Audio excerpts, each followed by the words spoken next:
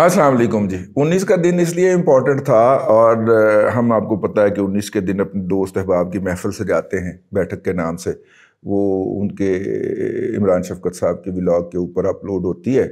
उसमें कोई गल नहीं आ रहा वो यार जो है नहीं उनके उसके ऊपर अपलोड होती है और इमरान शफकत साहब जो हैं वो अपना आप देखा करें, वहाँ पे मज़ा आता है ज़रा। तो उस दिन हम वो आपको अपडेट नहीं दे सके कि नवाज शरीफ साहब के जो जायदाद थी वो नीलाम क्यों नहीं हो सकी।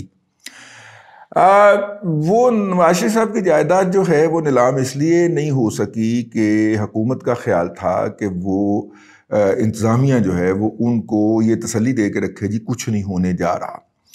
और उन्होंने जो वहाँ मुतलका एसी साहब थे हैं, दो एसी इन्वॉल्व थे ना, एक रायविंड का और एक कैंट का। कैंट में जो है दोनों जगह पे ऑक्शनिंग रखी हुई थी और उनका ख्याल था कि इनको कोई घुमा फिरा के ना तो किसी एक जगह पे करके तो वो कबड्डी में जैसे हाथ लगा के दौड़ जाते हैं कि हम जीत गए रोला पा देंगे। फिर सोशल मीडिया की टीम तो अपने पास होती है, डॉक्टर अरसलान साहब 420 लाख वाले, ठीक है, तो वो जो मर्जी मनवा दें, ठीक। तो लिहाजा डीसीओ साहब जो हैं वो मतलब कि इनकी इंतज़ामिया को, जाती उम्रा की इंतज़ामिया को अपना यकीन दिलाने में लगे हुए थे कि जी कोई ऐसी बात नहीं है जी, नहीं होगी।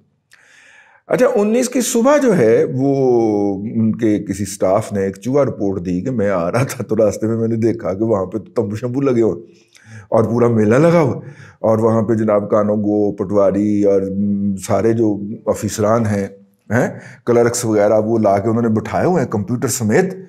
तो उस पे फिर दौड़ने लग गई जाती उम्रा वालों की, जिनको रात तक यकीन दिलाया गया था कि ऑक्शनिंग नहीं होगी, लेट गए तक ना।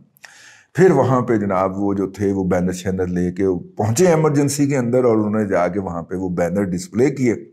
और जैसा कि ये तस्वीर में भी आप देख रहे होंगे कि उन बैनर के ऊपर तहरीर लिखी हुई है कि जनाब ये एक जिसे कहना चाहिए कि कंट्रोवर्शियल जायदाद है, लिटिगेशन वाली जायदाद है, मुकदमेबाजी वाली जायदाद है। इसके हवाले से हुकूमत की तरफ से हुकूमत कह रहा हूँ, एक हुकूमत नहीं तो हुकूमत नहीं दिया था ना, रेवेन्यू बोर्ड जो होता है वो हुकूमती इदारा ही समझा जाता है, उसके पास जुडिशल पावर होती है, उसके तहत वो प्रोसीडिंग करता है। लेकिन हुकूमत की तरफ से और अदालत की तरफ से स्टे नंबर फलाना है।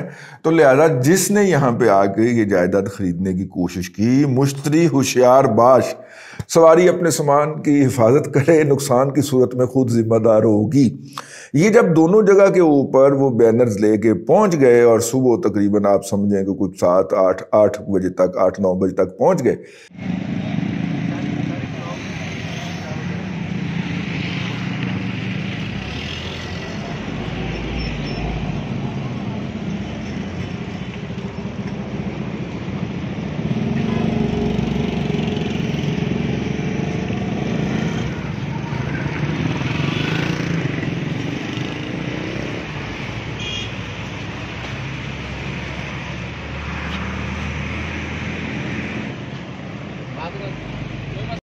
हमें यही बताया गया और तस्वीरें भिजवाई गई। तो उसके बाद जो था ना वो फिर डीसी ने कहा वो हम तो नहीं कर रहे थे, ये तो ऐसे ही आके बैठ गए थे यहाँ पे, अब बताएं ना आर्डर कहाँ है।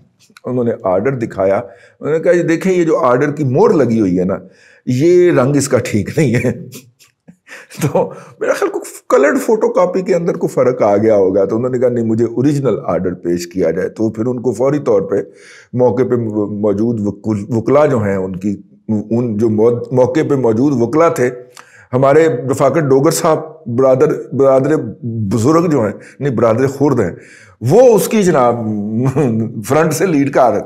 तो वो फिर उन्होंने जनाब वहाँ पे जाके तो वो आर्डर शार्डर उनको दिखाए और यूं ये जो था ये नीलामी जो थी ये मुअत्तल हो गई।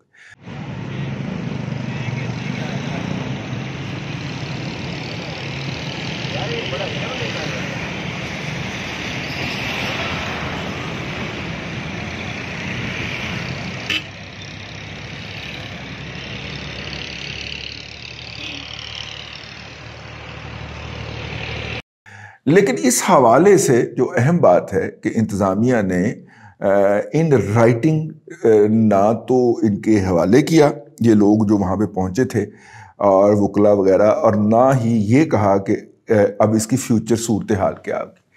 یہ ایک ایسی صورتحال ہے جس کے حوالے سے، کیونکہ یہ جو موجودہ سیٹ اپ ہے اس کے خالقین جو ہیں ڈسیپشن یا دھوکہ یا دشمن کو جھوٹ بولنا، آپ اور میں تو دشمن ڈکلیئر ہو چکے ہوئے، تو دشمن کو جھوٹ بول کے دھوکہ دینا یہ ان کی تربیت کا پہلا زینہ ہوتا ہے۔ تو کسی بھی وقت، کسی بھی دن، کسی بھی جگہ کے اوپر وہ بیٹھ کے تو اس طرح کی نیلامی کر کے تو اس جائیداد کو پھر تو اس پر قبضہ لینے والی بات رہ جائے گی نا۔ اگر وہ نیلام ہو جاتی ہے، کسی ڈمی بندے کے ہاتھوں ہی نیلام ہو جاتی ہے، تو پھر صرف قبضہ لینا رہ جائے گا، اور قبضہ لینے کے لیے کسی بھی وقت LDA کے ٹرک اور ارتھ موونگ مشینری لے کے تو موو کیا جا سکتا ہے۔ تو اس صورتحال سے بچنے کے لیے، اور ایسے لوگ جن کی سرشت میں ہی دھوکہ ہو اور جو اس کو اپنی بہت بڑی کامیابی سمجھیں کہ ہم نے قوم کو کیسے الو بنایا ہے، اپنی 99 کمپنیاں بنا گئے اور پتہ نہیں کیڑا اس میں پارٹنر ہے، اور ہم نے کسی کو چوں تک نہیں کرنے دیا، قوم کو کیسے بیوقوف بنایا اور ہم ان کو کیسے بیوقوف بناتے ہیں۔ ٹھیک ہے، شریف فیملی کے لیے یہ کوئی روایت نئی نہیں ہے۔ جب ماڈل ٹاؤن والے گھروں پہ قبضہ کیا تھا تو ان کے گھروں کے قالین اٹھا کے جو ٹرک لے جا رہے تھے ان کے رنگ بھی خاکی تھے۔ ٹھیک ہے، میں کیا کہہ رہا، سوری کاٹ دینا یار بچوں۔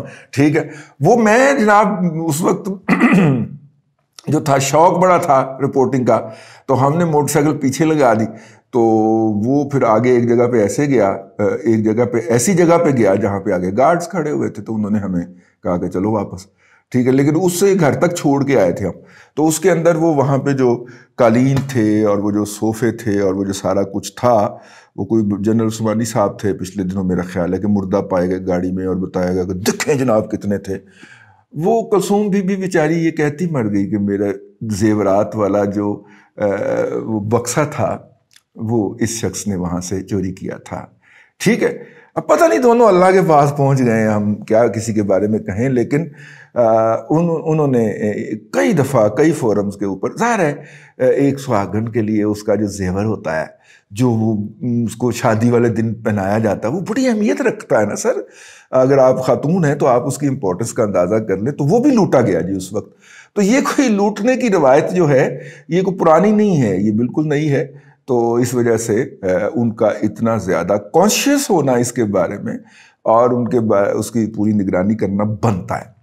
ایک دفعہ پھر ثابت ہوا کہ اگر آپ شرافت سے نیب اور یہ ساری کارروائی کی نگرانی کون کر رہا ہے؟ نیب کر رہا ہے، کوئی عدالتی حکم نہیں ہے، نیب اس کو ایگزیکیوٹ کر رہا ہے۔ اور ایک دفعہ یہ ثابت ہوا کہ نیب جو ہے وہ ایک ڈرپوک لوگوں کا ٹولہ ہے، اگر آپ اس کے سامنے سرنڈر کرنے جائیں گے تو وہ آپ کو کرش کرتا جائے گا۔